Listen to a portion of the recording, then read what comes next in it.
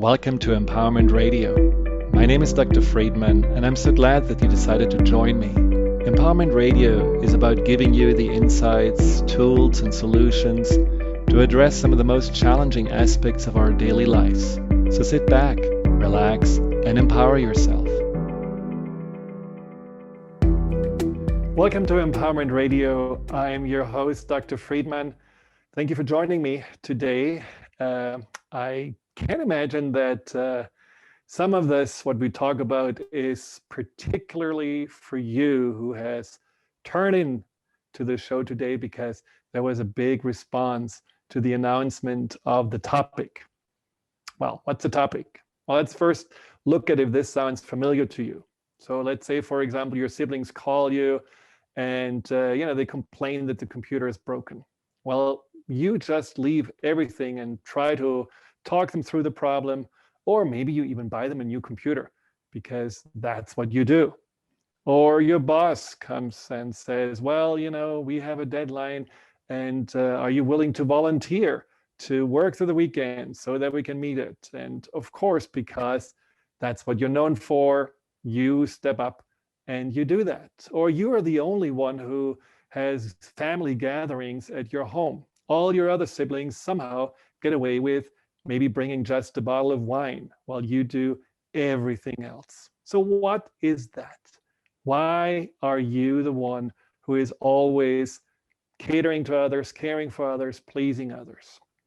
That's what we're going to talk about today, because I am myself a recovering pleaser. I was actually given the role of a pleaser by birth. That's pretty much why I was created in the first place, because my parents thought, well, maybe if we're going to have a son, the second child, our marriage is going to be better. And so why don't we just call him Friedemann, which means man of peace? Because, a peacemaker is another form of being a pleaser. So I started out right from the crib as the one who was responsible to make sure everyone is okay and everyone is at peace and there is no fighting and no conflict and whatever.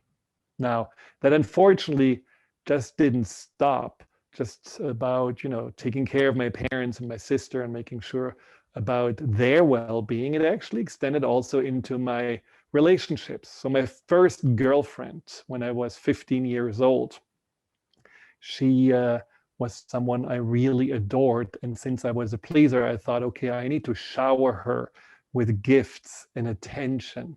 I baked her cakes in the shape of animals or pianos.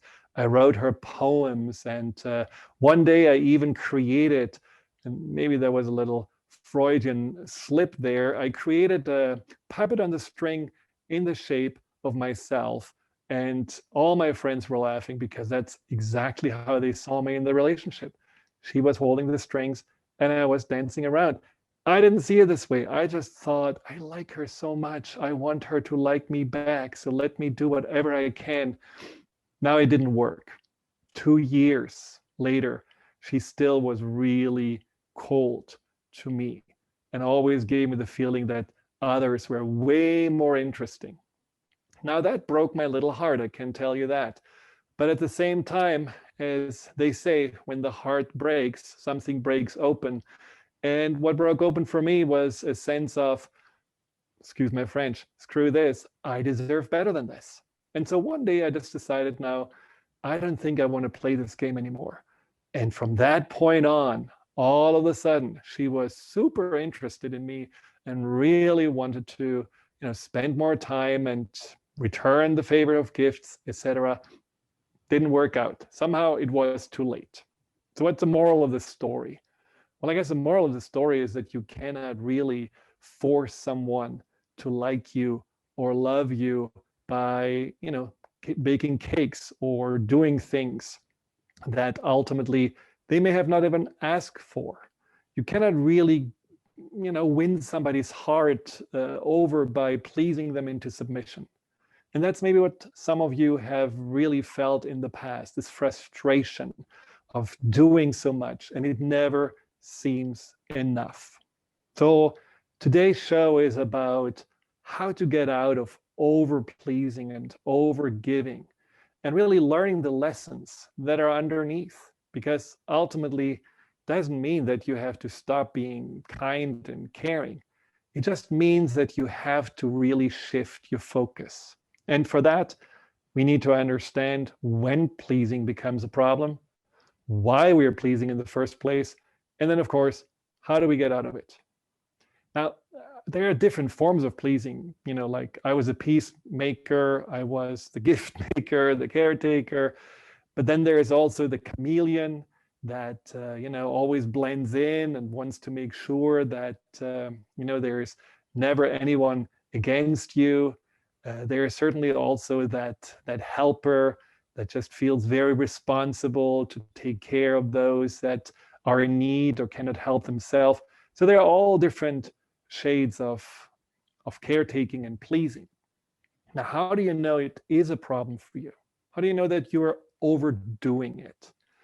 Now, I, for myself, found that anxiety is a pretty good indicator that you're probably doing something not quite right.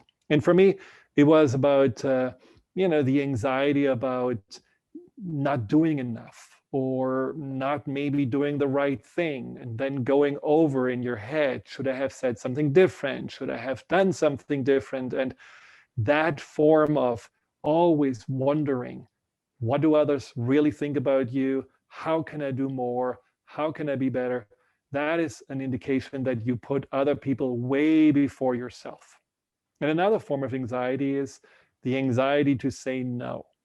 Just not daring to say no because you feel like, well, if I say no, I'm going to lose my friends, or I'm going to lose the standing in the family, or I'm going to lose my job.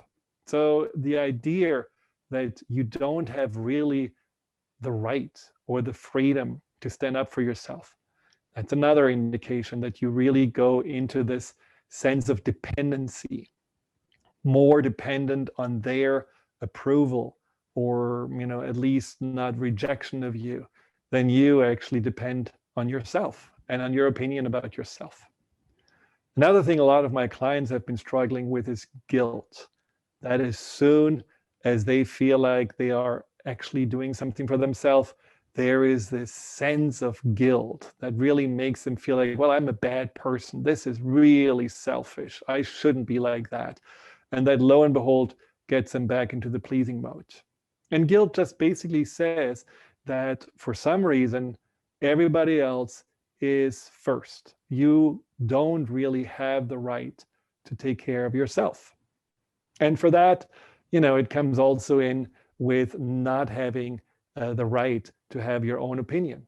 So a lot of pleasers are just agreeing with others, with their opinion, and say, yeah, I understand, you're right, and don't really voice their own points of view. And sometimes they don't even know their own points of view because they became really so flexible and adaptable that became much more important than figuring out what they believe themselves. Loss of energy, feeling drained, feeling exhausted, feeling just like after a week of giving and pleasing that, oh, I don't want to see anybody anymore because it's just too much. And you don't even have any energy to take care of yourself anymore. That's definitely an indicator that it's time to do something for yourself. And then there is this sense of identity, where you really see yourself as, just as I did as a peacemaker, you see yourself as, this is my role. This is who I'm supposed to be. And identities are tricky because they basically really create very firm boundaries around your own growth and self-exploration. If you have an identity and you tell yourself, this is who I am, you're not even looking for anything else. You're just stuck in that. And at some point you may feel like, well, that feels a little tight. That feels like, something is missing and maybe I'm missing out. And that is very important to realize. There is no pleasing without eventually feeling resentful and bitter and angry at those that we have overpleased or overgiven to. So there's really nothing inside of you that eventually just completely, goes into submission and say, okay, I'm just going to please for the rest of my life, because there's always a little piece that feels, if you don't get back what you were hoping for, disappointed, that feels let down. And again, that feels resentful at those that somehow were not giving you the love, the approval, the appreciation that you hoped you would get. So if you have all those things together, the biggest problem about being a pleaser is that you don't really know yourself, because you have been focusing so much on the outside. You have been always somehow wondering what others want and need, that you completely overlooked who you are, what you want and what you need. So the journey to get out of pleasing mode is also the journey to coming back to yourself, to really figuring out, well, who am I? What am I about? And what do I really have to give here in this world? Now, I think for a lot of pleasers, and this is a question that comes up very often, they ask me, well, if I am pleasing others and I do this out of the kindness of my heart, what's wrong with that? Shouldn't I just continue to do this because this is who I am? I'm a kind, caring person. Well, after the break, I'm going to give you the answer, and you may actually be surprised, because the answer is not as simple. So stay tuned. We'll be right back. Hi, Dr. Friedemann here. Thank you for tuning into my YouTube channel. If you're interested in learning more about fear and anxiety, here you'll find guided meditations, webinars, and interviews with some of the most renowned experts in the field of empowerment. Delve into the over 230 videos and more to come every week.